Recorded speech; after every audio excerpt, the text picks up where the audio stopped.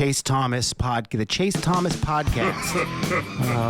My nephew needs me to record. See, I already hate it. I hate it. All right, hello, and welcome back to another episode of Chase Down Block, another edition of the Chase Down Block here on this very program where I'm still the aforementioned Chase Thomas, coming to you live from Knoxville, Tennessee. Everything School HQ. Got a full class. We're not a class. I guess it's kind of a basketball class. A full cast of awesome NBA writers, analysts, and thinkers on this very program. Corban Ford of Roundball Ramble, Swish Theory, and everywhere else is back once again. Corban, good evening, sir. How are you? I'm doing well. Happy to be talking about some great folks. Ready to get started. We are going to have fun. Great to have you back, Corban. And also here as a weekly staple as well, the great Kenny Spence of Playoff Foul. Kenny, good evening, sir. How are you? I'm doing good, man. I'm dedicating this episode. And you can pretend I got a glass in my hand. I'm toasting. I'm dedicating this episode to Nikola Jovic. Tonight, career high 24 points against the Milwaukee Bucks in Milwaukee. Hey, man, I don't got too much more to say, but big blowout win for my Miami Heat. Let's go. He's back in. He's all the way back. The Heat are fine. The Heat are coming. The Heat are good. Also here of Odd Shark, Raptors Republic, and so many others over the years. The great Chris Walder. Chris, good evening, sir. How are you? Doing good. I'm going to dedicate this episode to that new Madam Web movie, which is getting just trashed online, and I kind of want to see it now. My whole Twitter timeline is just this movie is god-awful, but Chris Walder paying $10 for that. You are? Oh, boy. If later, I got something to tell you. I heard from a friend who's already seen it. Just a thought. Never a good sign that it comes out with spoilers. no fanfare and on a Wednesday in mid-February. Never a great sign. I didn't think it was a real movie. The trailer is wild. Good folks, go check it out if you have not already watched this trailer. But it is indeed a movie that exists this week. I watch a good bad movie. I might go see it too. See, there you go. Maybe that'd be great. It's just a box office banger because everyone's just so curious because they're like, what is this? I have to see this. Morbid curiosity here a little bit. But also the Regal app or the Regal monthly thing my wife and I have, top notch. If you go to more than one movie, pays for itself. It's fantastic. The feeling of going into every movie and you just see the 99-cent thing for the tax. Fantastic. You feel like you feel like you're cheating the system every time. It's a great thing. I miss what's it called? What that I had for years in my mid-20s that went out of business. That everyone was like, I don't know how this is a sustainable business model, and it's because it wasn't, and then it closed. Movie Pass. That's what it was. Oh yeah. I was trying to think of the name. Top-notch stuff. It was just one of those where you're like, this can't be right. Y'all can't be letting me go to 37 movies this month. You understand that I'm a bartender in my mid-20s in downtown Atlanta. I have nothing else to do. I'm here every day. Like you know why I'm here is what was happening on that front. But miss it a little bit each and every day. But we will be talking all things NBA as we do every single Tuesday night on this very program.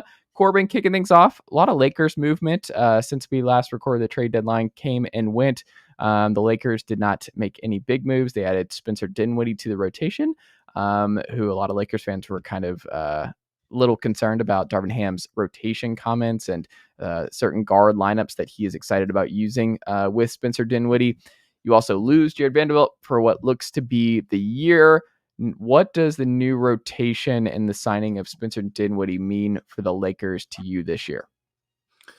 I mean, I didn't like seeing Spencer Dinwiddie just kind of throw it in. Like, he just looked like he mailed it in the last, month and a half in Brooklyn. And so just that attitude, I was like, oh, that's not great. But obviously, you got a guy who real size at 6'6", guy who can, run the offense, an average offense, I would say. He doesn't have to do with the Lakers. Like, he's literally like your guy off the bench, right? Which is an upgrade because he's been basically a regular starter since, 21, 22.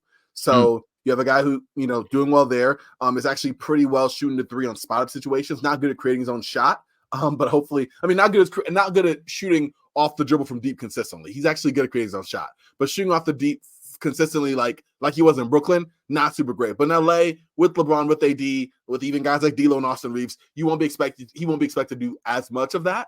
Honestly, he's just a guy who can plug in, another playmaker, another guy who can put the ball in the basket, a guy who can get north-south, which some of the Lakers kind of need more of, because Austin Reeves and D'Angelo Russell aren't really that type of player. And really it's just LeBron and AD are the only ones with the gravity toward the basket.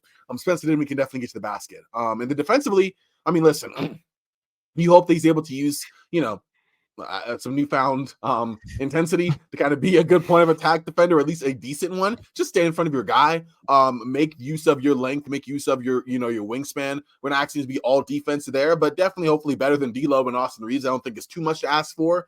And a guy who can play in certain lineups alongside, LeBron, AD, one of the two other guards, and maybe Rui Hachimura. Like, that is the goal. I didn't like hearing Darvin Ham kind of talk to what it seemed like would be more 3-guard lineups. I mean, yes, you could do them, but you could run D'Lo, Austin Reeves, Spencer Dinwiddie, LeBron James, Anthony Davis lineup.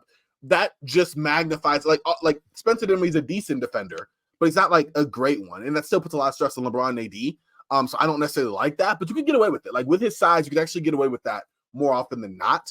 But yeah, I just feel Spencer will be a great change of pace guard, a guy who has chemistry with D'Lo, a guy who could play alongside Austin Reeves, been around the league a while, and just kind of slots in. Like, you could have done worse. Does he fill your biggest need for the Lakers in terms of, more 3-point shooting, hopefully another like active playing wing? No, but also close enough that you're not like mad at it. Like, it's a pretty decent signing. What do you think, Chris? Do you like this for the Lakers? First of all, I just want to pour one out for an all-time Toronto Raptor, Spencer Dinwiddie, just along the lines of like Alonzo Mourning and like Damian Lillard when Shams Charania got that tweet wrong, and Lillard was like a Raptor for like 2 seconds before he deleted it. No, Dinwiddie's he's just like a warm body for the Lakers. Also, I want to start like a petition right now that every time a team signs somebody, that they don't put him in like this graphic with the 2 best players on the team, kind of indicating that they're like a big 3. Because I saw Bleacher Report post a photo of LeBron and AD, and then there's Spencer Dinwiddie in the middle. No. Like, here come the Lakers. No. And I'm like, Jesus Christ, like, get out of here with that garbage. He wouldn't have made the big 3 for the Brooklyn Nets. Well, they did it with Kyle Lowry too, with Philadelphia, who we'll talk about later. Like Lowry and Maxey and Embiid. Like, come on, stop. But no, Dinwiddie's. Look, it's 11:30 here in Toronto. I'm just here to hate, man. That's what I'm here for. It's hating hours for Chris Walder tonight. Dinwiddie is a fresh body for the Lakers. Like Corban said, like, he can't really defend, and the Lakers need defense. I don't think offense is really their issue, but Dinwiddie can give them like 15, 20. Like, if D'Lo's having a bad night, like, that's kind of what he's there for. He can facilitate, which we've seen in the past, but he's not the acquisition that this team needed. But the problem is at the trade deadline, those types of moves didn't exist. Like, the Lakers couldn't, like, their best case scenario was getting DeJounte Murray from Atlanta, but even Murray wasn't going to propel them up the standings in the West. Dinwiddie certainly won't do that. But again, he's a fresh body. He can play, but he's not going to make a world of difference in the grand scheme of things. I mean, Kenny, when you look at that too, it was clear that the rumblings going into the trade deadline was the Lakers were not going to make a big swing. That the certain comments from the team and players involved, it was like, we're kind of punting. Like, we know that we can't make a deep run like we just did this past year. We don't have the depth. We don't have the roster to do that. And then the reports coming out that like this summer, they're going to target the 3rd star, whether that's DeJounte or Trae Young, who's now popping up a little bit there a little bit. I mean, maybe that's a route they go, but I think what would worry me most if I'm a Laker fan is you're getting a healthy year from Anthony Davis, a really good year from Anthony Davis, and LeBron is in uncharted waters. Like, you're kind of taking this for granted where, yeah, it sounds great in theory that you will have more opportunity and there's less pressure to make a big swing and trade for a 3rd star this summer. But that's also operating on the assumption that you're going to get the same kind of health and play from Anthony Davis next year. And LeBron doesn't hit another age-related decline, which would be natural and expected based on his age. So I don't know. Would you, if you're a Lakers fan, be worried that they're kind of really confident that they can just take that big swing this summer and be better and be back to contenders next year? I definitely would be worried because, one, there's no guarantees. And so you don't punt a season in the middle of it just to hope that in the offseason you get somebody. Because as we've seen pretty recently with, like, for example, KD and whatever it is, you can't really rely on big markets as much as you used to, because with social media, guys are becoming stars and superstars no matter what. The endorsement deals are still there.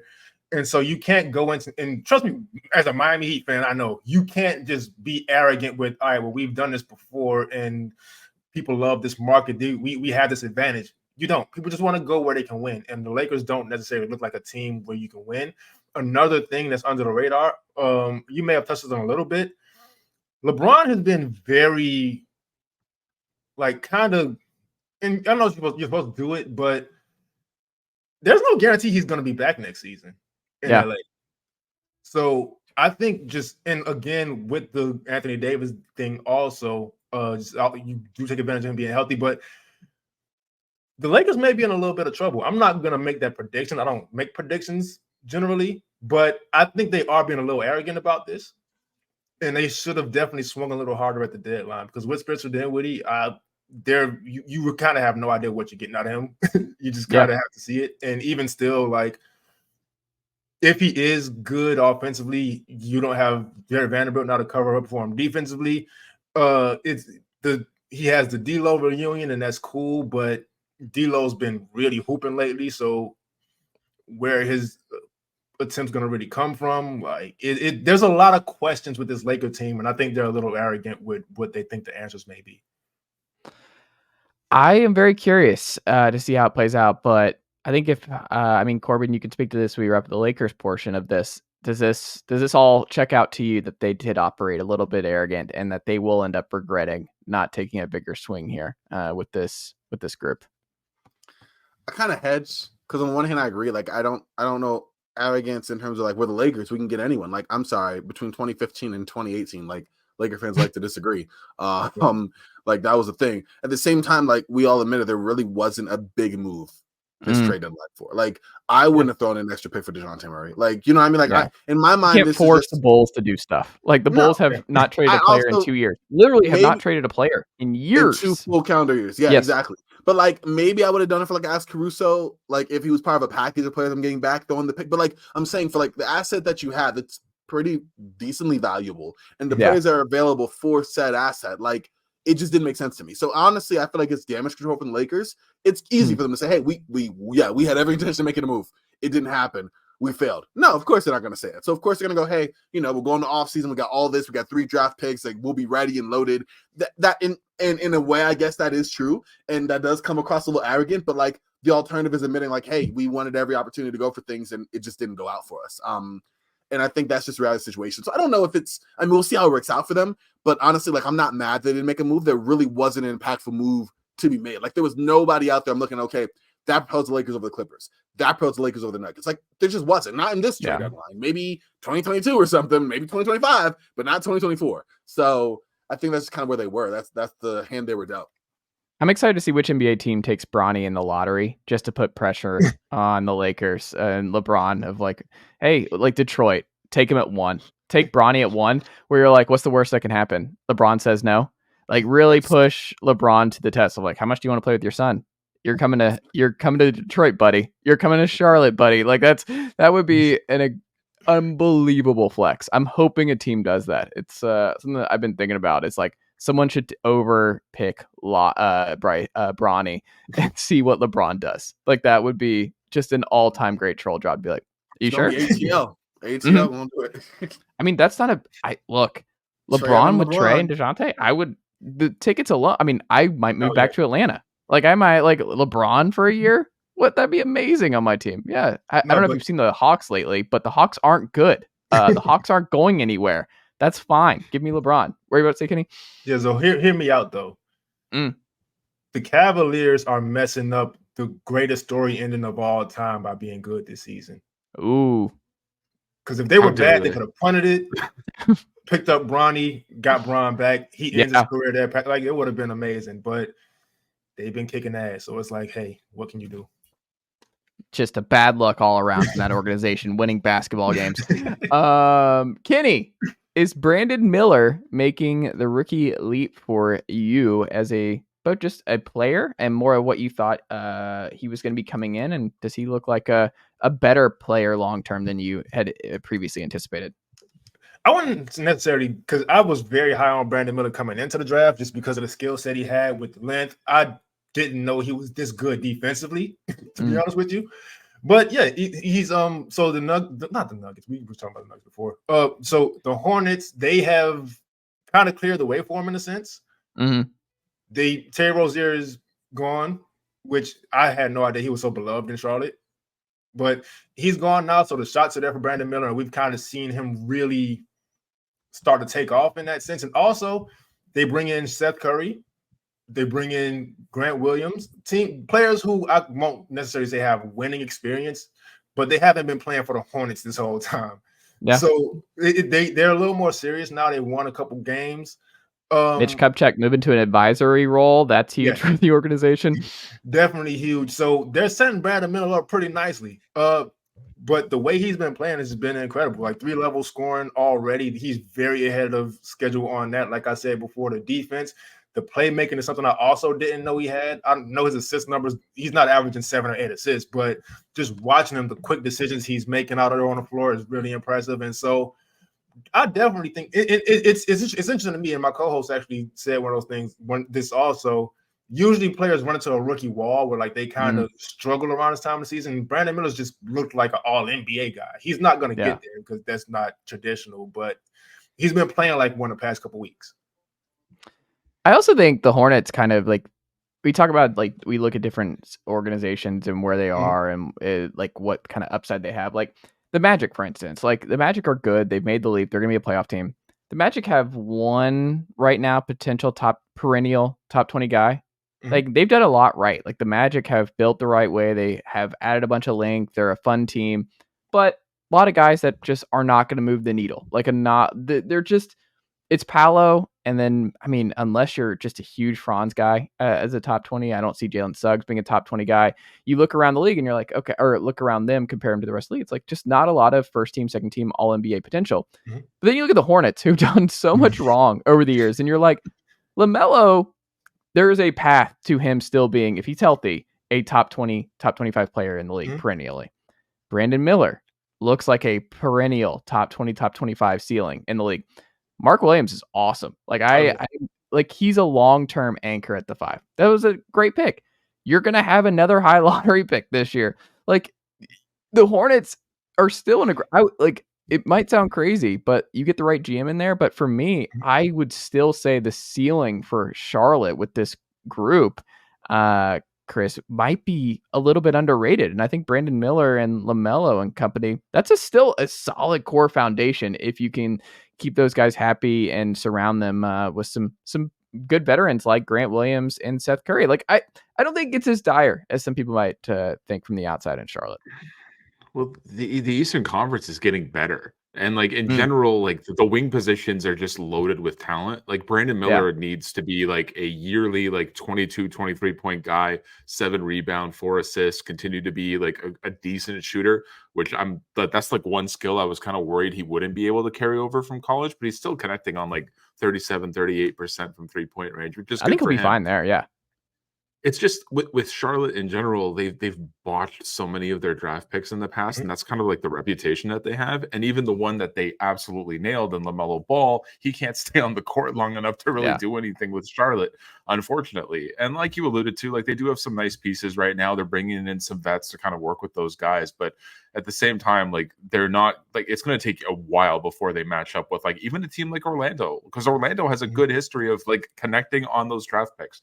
And when you're a rebuilding franchise where signing free agents is like next to impossible, you have to do it like Orlando is doing and just connect on those picks.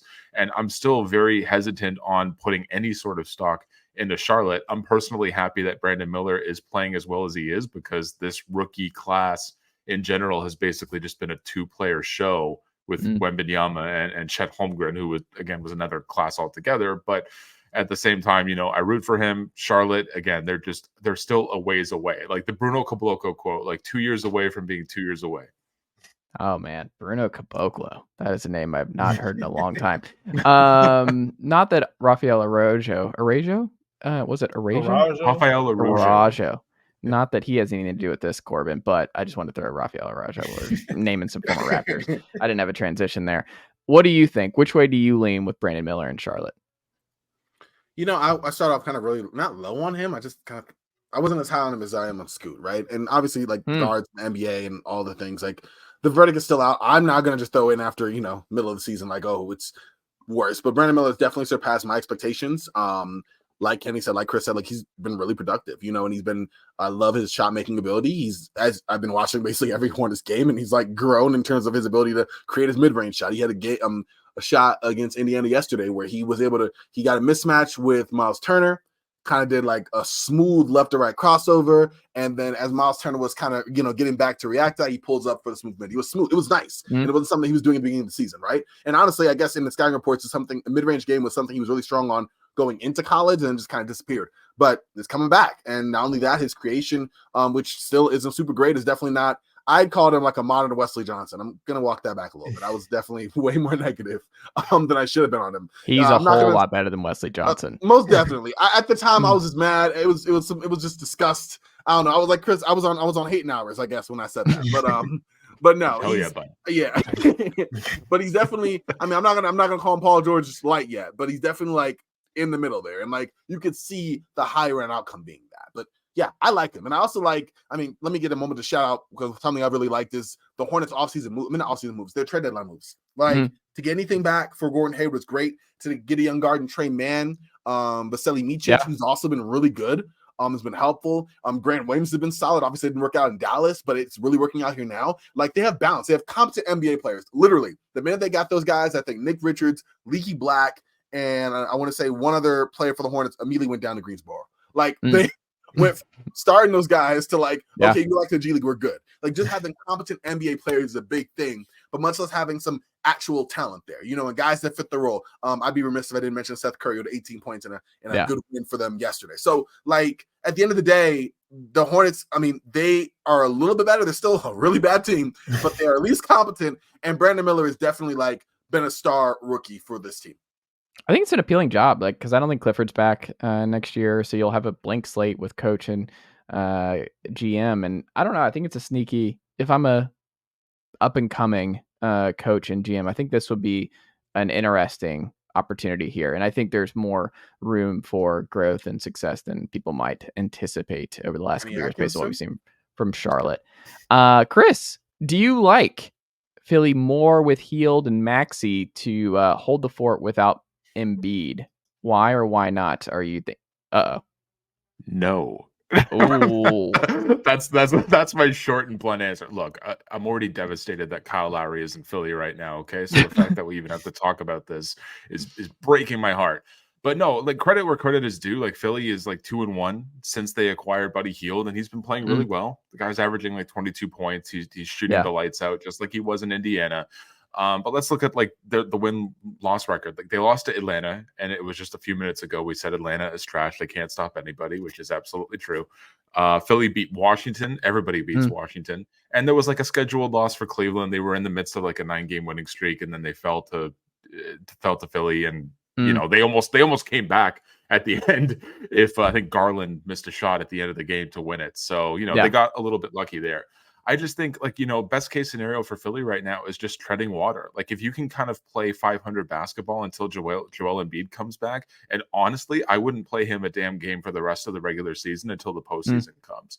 Because I think if you're in Philly's mindset with Nick Nurse and with these added players, their mentality must be if we can get into the first round, even if it's like a lower seed and we get matched up with like Milwaukee, who looks incredibly vulnerable right now, they can't stop a soul. They probably think they could take them in a 7-game series. But again, you don't want Milwaukee in round one with Embiid having missed months at a time, right? Like that ultimately depends on what type of Embiid you get, right? I think we talked about this on the last podcast. Like the amount of injuries that are piling up for a guy like Embiid at his size, that's why we don't see players of his stature play well into like their 30s at like a superstar level. So that's why we were always saying like maximize this season, because you don't know how many great years of Joel Embiid are still. And when it's over, it's over. Like it's going to be a quick change for Embiid. Yeah. I mean, thankfully they have Tyrese Maxey, and like he can be like your number 2 like face of the franchise. I like the acquisitions of Buddy Hield. I think Cameron Payne's been like a really nice pickup for them off the bench as well. But at the same time, it's like, the New Yorks of the world, the Orlandos of the world, there's not a lot of breathing room right now between Philly and like Indiana, Miami always make slate runs, and at the end of the season, depending on how much they care about their seeding, they never seem to do. So right now, Philly, like it's been a good start. The endorphins are running after making these trades at the trade deadline, but is it sustainable? Probably not. Love seeing Hield run around, though. That man was meant for this kind of offense. The man, he was meant, like his motor, he's meant to play 40 minutes a night in a Nick Nurse scheme. The man is, he's like, I'll find a shot. Like, I only need like a millisecond to get this three off. And if it's off, then hey, I'm going to bounce around and find the next sliding doors 3-point opportunity. But no, Buddy Hield's a lot of fun thus far. I do think, speaking back to the beginning about Kyle Lowry and his impact, I don't think there's a new big three in Philadelphia, but hey, he'll be okay. Like you don't need him to do a whole lot once Embiid and company get back. But what do you think, Kenny? Was that enough bringing in Hield and company to weather the Joel Embiid-less storm in Philly? So I do love the idea of Tyrese Maxey and Buddy Hield in transition, and that's kind of it. That's all I love about that team. I will give credit where it's due, though, and Chris knows this for sure. Kyle Lowry is a bit of a psychopath who loves teams where all their weapons are down, and he just tends to become like all NBA Kyle Lowry again in those cases. But I don't think it's enough. I think the thing that we can't really overlook is, and it seems like a very small thing, Philadelphia is head and shoulders above the rest of the league as far as free throw attempts. And I'm not going to say that's why they win their games, but it is a big deal to have a team in foul trouble pretty much the whole game. And Joel Embiid is a huge part of that. So now you take that away, and you're kind of relying on Tyrese Maxey, who has been incredible, well-deserved all-star this season, but he's still kind of new to this, and he hasn't had to be a number one just yet. And then Buddy Hield does a lot of relying on shooting, which no matter how good you are, there is variance to it. So I'm not really necessarily buying them as like a team that's going to make a run. But like we said before, they're gonna have to just kind of tread water until Embiid is back. Corban, what do you think? Do they tread water? Does it all work a little bit better? Is there another level to this Philly team that can keep this going? What do you think? Yeah, I think tread water. I think it's gonna be a lot like the Brooklyn Nets last year post KD Kyrie. Where the team is demonstrably worse, right? But they have enough talent. They have enough talent. Demonstrably worse just because of the quality of player they lost, not because of the talent around them. But like, it's a drop off, right? They'll probably win just enough games to kind of say they're going to lose a lot more than they did. And depending on what Embiid you get from the playoffs, like, probably going to be a premature exit, which is unfortunate. But I mean, it's not premature, I guess, if we already see it coming, right? I think people would be surprised, like the casual NBA fan, to look at the standings and be like, "Oh wait, whoa, the Cavs are 35-17 now. They just lost the last game, but they won 9 of their last 10. Bucks, even with their issues, they're 35-20 at that 3 spot. The Knicks have obviously, when they're not getting hosed by some phantom fouls late in games, that they're really hard to beat night in, night out. Like, the Sixers have to be careful with their seeding and where they're at, because you just don't want the Bucks in round one. You don't want a team that's as desperate and has the best player in the series potentially in Giannis and be expected to beat that team 4 times, even if you feel pretty good about it. You'd want to avoid it. I think if you're the Sixers, because right now you're in that Knicks spot, I think that's probably where you want to be. You want the Embiid Hardenstein matchup if you can get it, because no Robinson the rest of the way. So that's probably where you want to be. You want to hover around that 5th spot, but you get down there a little bit more, you're in dangerous territory. You don't want the Celtics, obviously. Cavs, it's not the best matchup, but I think that's maybe doable. It's a lot more pressure on the Cavs than the Sixers. I don't know. That's an all-time pressure series, though, right? With Donovan Mitchell's future and everything else. Cavs, Sixers in round 1. Someone has to lose that, and I don't think that would be all that great for the loser, but we shall see. Corban, were the Suns a sneaky trade deadline winner with their additions? We can throw Thad Young, I guess, in there now, but also with DFS and kind of completing their 5-man rotation here, or 5-man lineup. No. Okay. No. I like him. I'm glad. Listen, Thad Young keep getting them checks. I'm glad he's there. A vet, reliable guy, right? Like, I don't expect him to get a lot of playing time, but like, he's really good. Another bad NBA 2K player. He's really good as a pro. Oh yeah. He was not good. No. But The worst yeah, at 2K player. I'm Just gonna pour one all of out his skill to him set's for bad that for 2K. being Yeah. trash. Yeah, it just didn't work out. But like he's Mm. there. Dorian Finney-Smith, I mean, he's solid. I just don't know how. Again, this Suns team to me only goes as far as like the big three go, right? Like the pieces. I meant around Royce them, O'Neal, by the way. I said Dorian I mean, Finney-Smith. I said the same thing. I don't even Yeah. know why. I'm sorry. I Yeah. meant Royce O'Neal. Yeah, Dorian Finney-Smith. Shout out to him. I was like, when did DFS become a Phoenix Sun? I know it's late and I'm tired and I was Yeah. like, Oh, I was double-checking typing my that in and I was like, there. wait a second. I meant Royce O'Neal. I'm about to say I'm tired yeah. too because it's not even 10 o'clock my time. Let me back down a little bit over here. But no, Royce. But like even then, no, it's only. I mean, listen, if those big three aren't like good, right? Like those guys are solid. Like a Grayson Allen solid. Like a Yusuf Nurkic is solid. But if you don't have, your big three, Devin Booker, Bradley Beal, and Kevin Durant. And by the way, Bradley Beal left this game that he's playing right now against the Kings early with a hamstring injury. So, we'll see what happens there. But like, if those three aren't healthy and playing well, like it won't really matter. You know what I mean? I think that Royston is a solid player, another capable defender, but like he's not a big difference. He's a solid guy on a good team. Again, the talent he's with, it augments his own ability. He's just on for half a season on Brooklyn. Did you really? No.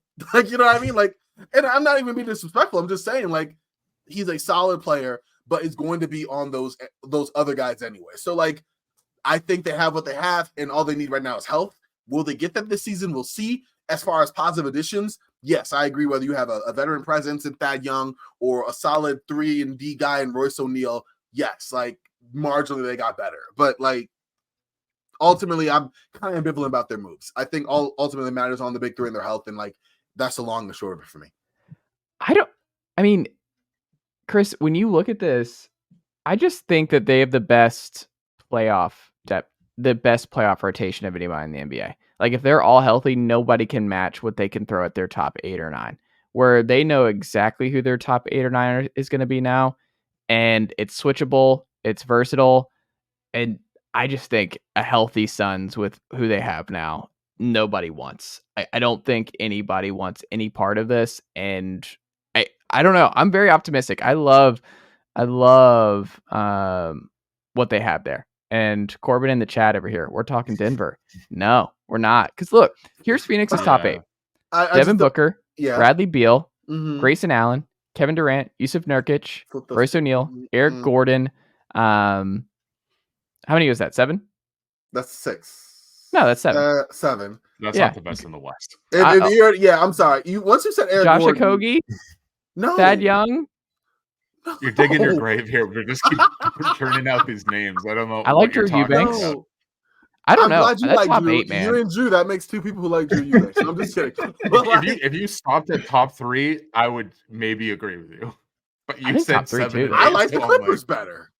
Yeah, I take the. Do you trust? Hold on. Do you trust the Clippers top 3 more than the Suns top 3? I trust the Clippers top 8. Like I'll take the top 3 just because I right now they've been healthy. I mean Kawhi Leonard's now injured, but like the Clippers top 3's been healthier. If you're talking about Paul George, Kawhi, and Harden, like they've been better this season when they all play that well. I think the only one who stands out is probably Devin Booker. Durant's been solid, but he's been up and down. And Bradley Beal's just getting into form. He's been battling injuries, whether it's his nose or his hamstring, right? So like honestly, you just take Devin Booker from the Suns and sandwich him somewhere with those Clippers big 3. I guess I'd put him behind Kawhi and over PG barely, and I guess it's over Harden. But other than that, no, I'm taking the Clippers top 8 over the Suns top 8. Yeah. What's your also? That's a matchup right now. The playoffs started today. All-time Bradley Beal playoff moment. It gotta be that playing game against the Pit. No, I'm just kidding. I don't know. Like, I guess that's in 2017, but I'm being sarcastic. Yeah, exactly. Like, I don't know, Kenny. Are you? Man, but that's Are you not a Suns believer? Or save me here, because I think that top 3 in the top 7, 8. I don't want any part of them. They're 6 seed right now. If they're healthy, I think they're the second best team in the West. That's my gut. They're top 3, absolutely. But after that, it gets kind of. And Grayson Allen, I think for who Grayson Allen is, has been great this season. But to bring it all back to Royce O'Neal, he's a player who would be amazing on a team that was like destined for the conference finals already and just needed a veteran to make shots and defend. But for this Suns team, I think they need a little more than that, especially with considering the health of their big 3, and especially a Bradley Beal. If one of those guys goes down at the wrong time, I feel like this team is done. I'm not as low on the rest of the guys, but it's just not enough. Like I said, Grayson Allen's been really good for who Grayson Allen is, but that's for who Grayson Allen is. It's not like they have to face Denver. They got to face Denver. They got to face the Clippers. They got to. There's teams I just don't feel like they're going to get past. I don't think even with their big three, I don't think they're just that great of a team. I just can't quit Sun Celtics. That's what I think the finals is. I can't quit Sun Celtics.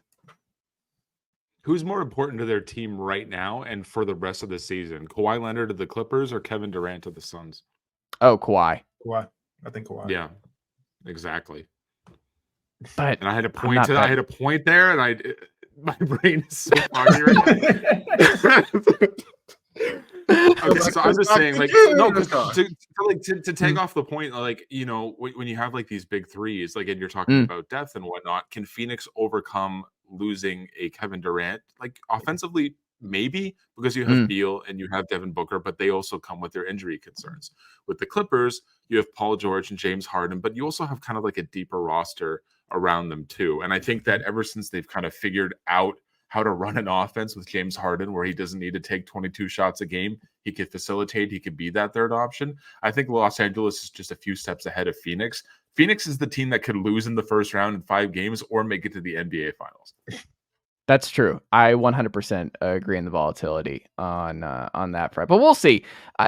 I don't know. I'm just cautiously optimistic about Phoenix. I'm buying a lot of Phoenix stock right now, and I'm buying it on February 13th. Just, you heard it here first. Celtics. Don't ask us for money when it just plummets.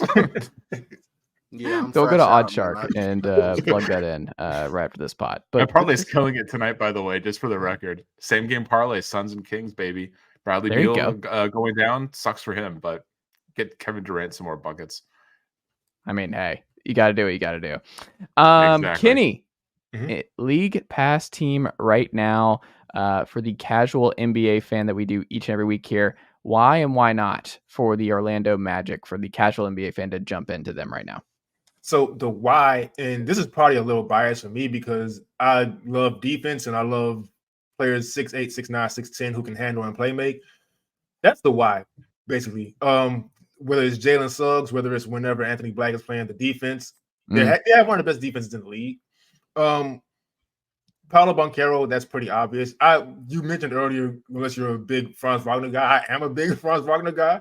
But so how big are we talking here? Do you see, like, what are we talking? Are we talking second team All NBA potential? Like, I'd say if Franz Wagner were to make an All-Star team, I would be excited enough to understand I didn't expect it, but I would also not be as surprised to where I just can't believe it. Is that a core guy? Can we call a core guy where it's like you'd be kind of surprised if he made an All-Star team? He's a core guy with the context of also playing with Paolo.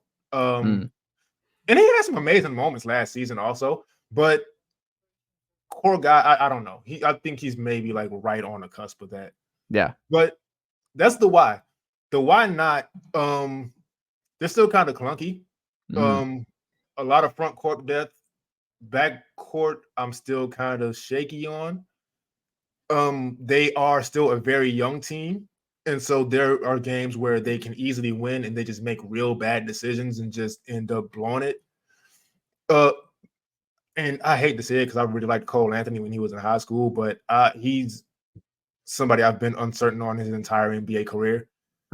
But I watch the Magic sometimes. They're cool. Are they coach well? Yeah, they coach very well. Okay. I think anytime you can get a team that young to buy in defensively, I think you're doing a great job as a coach. They just, a lot of the losses just come from you. I think that, like, when you look at their depth too, they still have trades to make, right, Corban? Like, when you look at the Magic, they have some moves that they need to do. Maybe it's this offseason.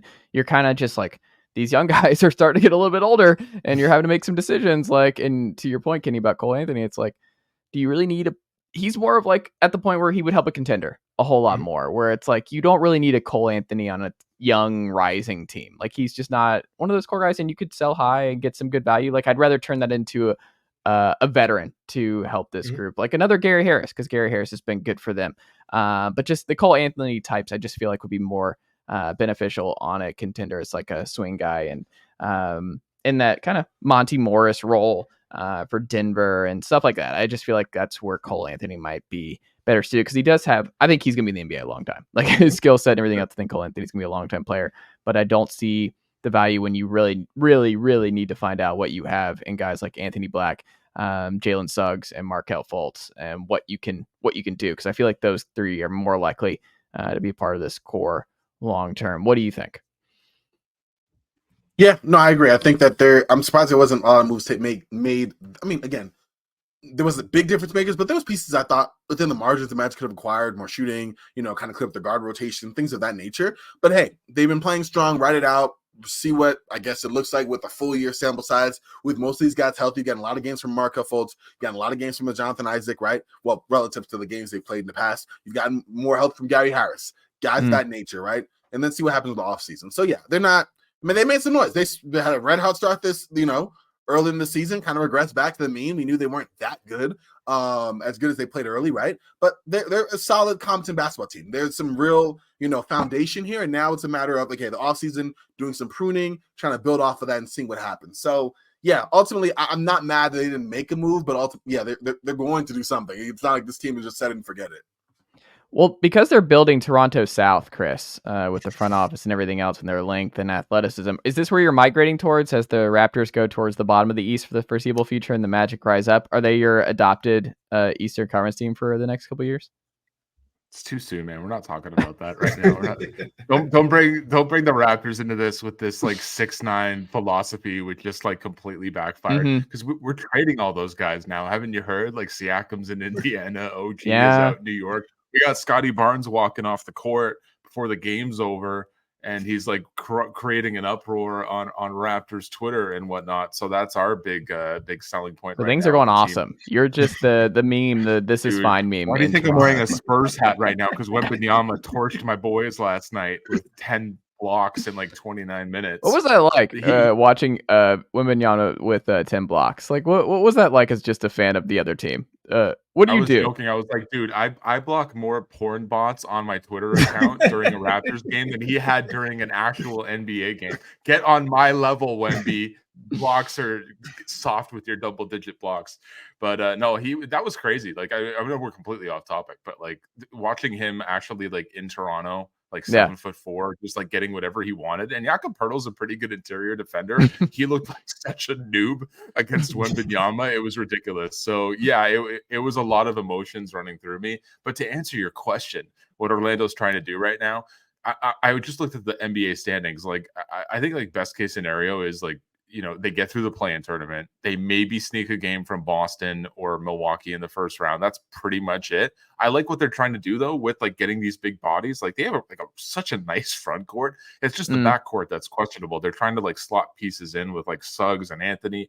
And I agree, they should have tried to get something for Anthony at the trade deadline and a veteran or a wing defender or something like that. I think Orlando is just going to come to the realization that maybe, after the postseason that they inevitably have where it just, doesn't pan out. I think they're just going to go through internal development, kind of what the Toronto Raptors were doing for many, many years. Is we know our group of guys. We just need to keep the chemistry flowing, 2-3 years of this core group. Maybe we will find success in the second conference finals or what have you down the road. So I think that's probably the best bet that Orlando has, unless they just completely, they get rid of one of the Wagner brothers or whatever and try and make a really big splash. Chris, your wild NBA thought of the week is what? What have you been thinking about? What's your wildest NBA thought this week? All right. So obviously it's this weekend, right? That the NBA All-Star weekend is this weekend. Yes. We haven't talked about anything like that. I don't know if y'all are all-star guys. I'm not an all-star guy. It's fine. It's fine. It has its moments. And I feel like we've been kind of signaling the demise of this event for many, many years. But I'm calling it right now. This weekend is the death of the slam dunk contest. I feel starting next year, the 3-point shootout is going to start main eventing this day.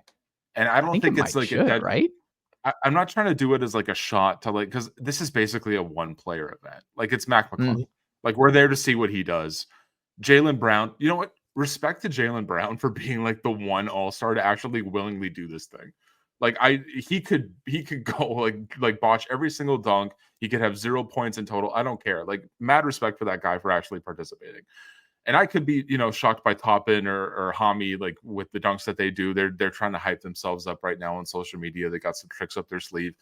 But if Mac McClung bombs, like if he starts missing dunks, that's kind of one of the big problems with this event is that the guys miss like their first 2 or 3 dunks, and then no one seems to care about anything else. It just kind of like sucks the energy out of the building. I totally foresee that happening, unfortunately. And I think not just the 3-point shootout, but we also have that really cool thing with Sabrina Iniescu and Stephen Curry, that one-on-one shootout that they have. All-Star Saturday night is about the shooting, gentlemen. Yeah. This is what the people are there to see. So I think with the dunk contest bombing, you're going to get like another Shaquille O'Neal meme, sitting on the sidelines being like, he doesn't have the camcorder like when Vince Carter was dunking in the late 90s when he was putting on a show. The dunk contest, again, it's already hanging on like by the slimmest of margins. I think this weekend is its death knell. I love this take. What do you think, Kenny? I agree. As much as I'm rooting for Jaime Jaquez Jr., I saw his high school dunks and they were pretty impressive, but they're not winning an NBA dunk contest. What's the best one you've seen from him? What do you think he could pull that might be interesting? What's the best you've seen thus far? In high school, he had like a nice windmill over somebody, like pretty basic these days. I don't think he's gonna blow anybody away. He jumped. He's one of those guys who's more athletic than they seem, but I don't think he's gonna do anything too special. And I was never really on the boat of they need to have all-stars because I pretty much like they're all-stars are working on other stuff in the gym. Yeah. They're not really like spending too much time on dunks. I get that, but the incorporation of the G Leaguers, it worked out last season, but I think Chris makes a great point. If that bombs or if it's the fate of the dunk contest, I do completely agree is on the shoulders of Mac McClung. Like because you're not bringing anybody in with these names, and so if Mac like kind of fails, I've been at a point for a while now to where like from 98 to 99 there was no dunk contest. I honestly don't even see the purpose of it anymore. Is it just not for us? Are we just grumpy old men, Corban? Like, is that what it is? Like, I'm watching like Thunder halftime show the other night. Because League Pass, one of the great things about League Pass is you get the local broadcast and the stuff that you're seeing them do in arenas. And they have the guys, like the crowd's not going berserk at all. The guys who Skyhawk used to do this, the running and jump off the trampoline thing into dunks, and everyone's just kind of like, like we've done this for 20 years. Like it just doesn't move the needle anymore. And I think that's just part of it. But I think the NBA is really scared to probably pivot and just admit that like dunks aren't cool like this anymore. Like we have to find something else because we have exhausted every avenue to make this interesting, but we've reached the end here. Yeah, I mean, I don't think we're all grumpy old people. I mean, I'm still, we're all, some of us I think are still in our 20s, right? Yeah, we're still younger, and even us who are older just are. Yeah, we're all 20. Yeah. All right, listen. I'm a grizzled 28 here. But anyway, long story short, no, it just sucks. Like that's it. The dunk contest just sucked. Like we're relying on Mac McClung, who like respect his game, respect his grind. You can't even get him on an NBA team. Like they try to save face and have him on like the Philadelphia 76ers like roster, like justified. Like I get that they're including the G League more, and I like that. But like the way they're doing with Mac, it just smacks of disrespectful to me. I just don't like that. But like we're asking him to save the contest. If I see another Vince Carter dunk on like a what is like a 35, and they just pointed, like I'm done. Like I've just seen Cole Anthony representing New York with the Timbs and missing dunk after dunk. Like we've just seen it all. Like it's mostly been bad, right? Like none of this here looks great. Like we're hoping Mac McClung saves it again. I don't think there's anything in saying that. And I think I'm with Chris. Like outside of like literally the 3-point shooting competition, nobody cares about the skills challenge. I'm sorry. It's not something I'm interested in. I can go outside and do that myself. Like look at like the 3-point lineup too. Huh? Look at the 3-point lineup this year. There's like 7 all-stars, 6 all-stars this year with Markkanen, not on the team. And then Malik Beasley, who is the best shooter of them all. He's the best shooter. Like it's a stacked lineup. And I would say for the last like 5 years, like the lineup for that has been much better than dunk contest. Like 5 years. No, I think at 2024. Yeah, there's a year there with Zach LaVine or there's a year there with Aaron Gordon. But aside from that, like the 3-point contest has been better, right? All-Star game, they keep switching it up. You had the captains. Now it's back to East versus West. There's no targets. Like, what are we doing? So like, are we just going back to the same glorified exhibition game? Which like, I'm sorry, I can watch it at this point. The NBA season, the way the NBA game is, I don't need to watch just mindless scoring and no defense. Kings and Suns on right now. You know what I mean? Or like Thunder, like NBA Watch games Atlanta. are played every day. Yeah. Like I can watch Atlanta. Whoa. The point being is like the game, whether it's because of the refs or defense. See, now I'm shaking my fist at the clouds. Yeah. But because of the way the game is like played now, the All-Star game is it's the same game with the best of the best. Yeah. Back and forth, no defense. There'll be some tightening up at the end when the score is like 189 or 186 and a new record is set in scoring. Like, no. Would NBA versus World for the All-Stars, would that fix it? No. We don't think so. Because there's not enough world talent to justify it. Right. Exactly. You know what though? Yeah. Corban does make a great point because any Indiana Pacers game this season has been way more fun than any All-Star game since like 2001. So I mean, Tyrese Halliburton's just throwing it off the glass, doing whatever he wants and finding guys in the corner. Like it's a fever dream. The Pacers are a fever dream every night. Yeah, I kind of hate the All-Star game, to be honest with you.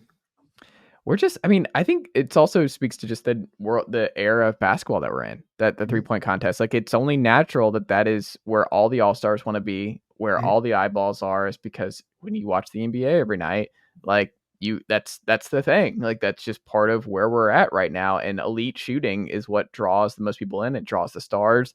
And it's just cool to see dudes bomb threes at an unbelievable clip. There's a reason that Caitlin Clark is the biggest college basketball star this year, is because when you're hitting game winners from 40 feet and it just making it look easy, like it's just really cool to see stuff like that. So Stephen and Sabrina will be the highlight of Saturday night. Oh yeah.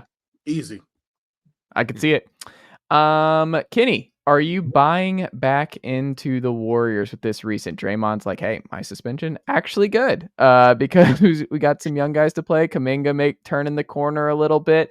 Some big wins for the Warriors. Are you buying back in that maybe there's still some juice? Klay Thompson already thinking about his Ray Allen Miami Heat role now with the Warriors. Are you feeling better?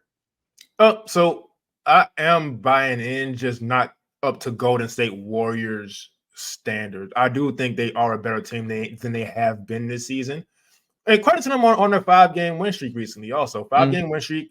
Since Draymond Green's come back, they've been one of the best offenses in the NBA, which you probably wouldn't think you wouldn't think that's the side of the ball he'd affect, but he's actually kind of the heart and soul of both ends in that sense, just with his playmaking and just being the hub of that offense.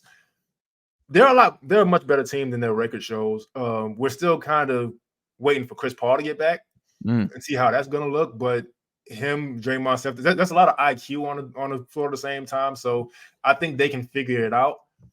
But again, the standard we hold the Golden State Warriors to is just a little too high for what I think the team is going to be. Can they get to the playoffs and make it a very interesting first round, maybe get to the second? Absolutely. But as far as them still being the dynasty, I think those days may be over. I want to believe, because Steph's so good and Klay making that, you just feel bad for Klay, and that post-game locker room conversation was just real. And I love Klay, and for him to have that kind of recognition in the middle of this season and what's already been hard for him, but just that kind of understanding about father time and where he's at in his mid-30s now. And I mean, can they do something else? And they could have. Like, it goes back to just how they've handled the last couple of years, right, Chris? Where it's like, you take Wiseman at 2, like that. This is where those kind of picks really come back to haunt you, is you had that gap year and you really had to hit that code to keep this thing humming, and you got nothing for him. Not only did you take him, but then he's just not even an NBA player. Like, he seems like he's probably someone who's not in the league the next couple of years. I mean, I don't know. Like, you look at the depth, there's still Podziemski. I'm never going to get his name right, even no matter how many Warriors games I watch. He's a hit for them. But I don't know. I mean, Chris Paul is coming back in a little bit. Are you optimistic as Kenny is here? Kind of, in the sense that, like, obviously they're in the play-in tournament right now. Just watch, like, if they get the 7th or 8th seed, how many prominent members of NBA media are going to pick them to beat Minnesota or Oklahoma City in a 7-game I think series? I'm doing that. Simply because of like their championship pedigree. Yeah. And like Kenny said, like we hold them to such a high standard because when you say the name Golden State Warriors, it evokes dominance. Like the amount of championships, the dynasty that they had, albeit some of those championships with Kevin Durant.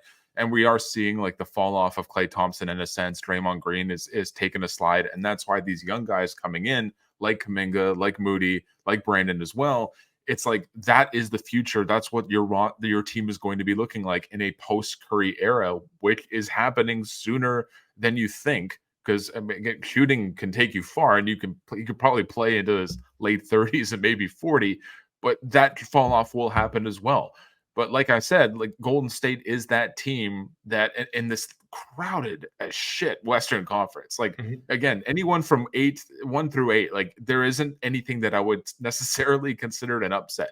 Golden State is the team, and again, they have to get through the play-in, and Los Angeles is in the mix as well. We know with LeBron James, if Golden State gets into the playoffs, man, watch out. You're going to see those ESPN picks showing up, like Golden State in 5 or 6 over OKC or Minnesota. Like that's just the state of the conference right now. And Golden State, they just need to get in. Just get in and win. What do you think, Corban? I mean, as long as they don't play the Lakers, I agree. I mean, Lakers, Warriors. I think the Lakers still have their. It's funny how like that rivalry's been. At first, like the Lakers would just get wins against the Warriors because the Warriors, you could tell, like in their heyday, were just like hanging out on like, you know, Saturday nights or Friday nights before playing LA. And then like, how did Jordan Clarkson and D'Lo beat those guys? And now like, I think they're just bigger and they've just had their number the last couple of times. So like, I mean, I agree with Chris for the most part. Like the Warriors could kind of be a sleeping giant.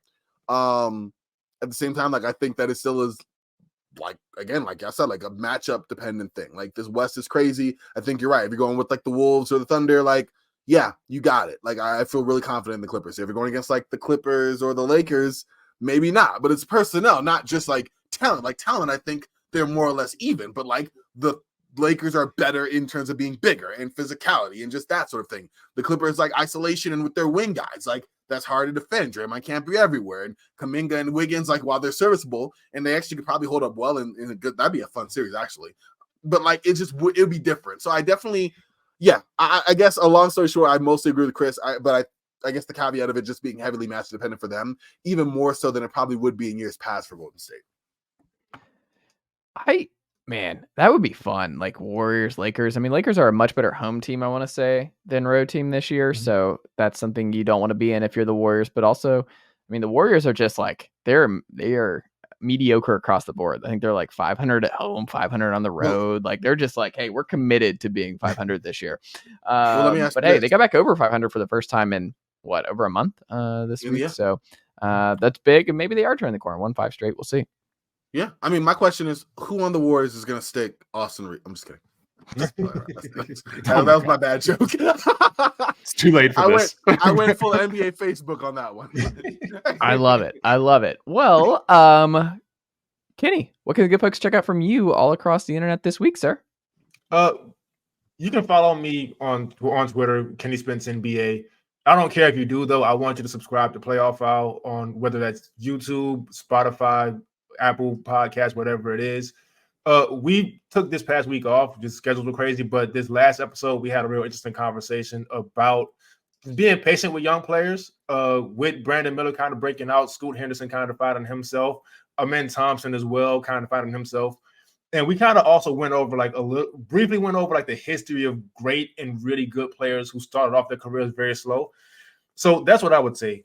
You can follow me on Twitter if you want to, but I want you to subscribe to Playoff File. Do it today. Kenny, keep up the great work, and go check out Playoff File as well. Chris Walder, what about you over at Odd Shark and everywhere else this week? Yeah, Odd Shark, find my work there. I'm contributing expert picks, parlays, the whole shebang in the sports betting world. Raptors Republic, I'm still covering the team, unfortunately. God, it sucks this year. I'm on Twitter at Walder Sports, Instagram at Walder Sports. The next couple of years. Look, if I can watch the Raptors, I can get through Madam Web. So shout out to Dakota I'm coming to watch that film. I love it. We should do a recap pod next week. How many of us went to go see Madam Web just out of morbid curiosity? Corbin, see, there we go. Corban Ford, what about you over at Roundball Ramble, Switch Theory, and everywhere else this week? Listen, just covering the NBA, trying to get jump started this week. It's been a little up and down with the content, but we'll get back to it starting this upcoming week. I'm going to lean more into the draft, cover some more team stuff, and yeah, just follow me on Twitter at Corban NBA. I wish I could be like Kenny and say just don't follow me there, but no, do follow me there. We can do Roundball Ramble. That would be some love too, but yeah, I'll take one of those. You pick, but Corban NBA is where you can find me there. There you go. Dalton Connect, lottery pick. Ready for it. Ready for my guy Dalton making the lottery. He feels like a Miami Heat guy. I could see it, Kenny. I'm not saying that's where the Heat go, but I could see Dalton actually being really, really fun. My Tennessee guy, Dalton Connect, being in Miami. We'll see. Who knows? Corban Ford, Chris Walder, Kenny Spence, thank you as always, and I'll talk to y'all next week.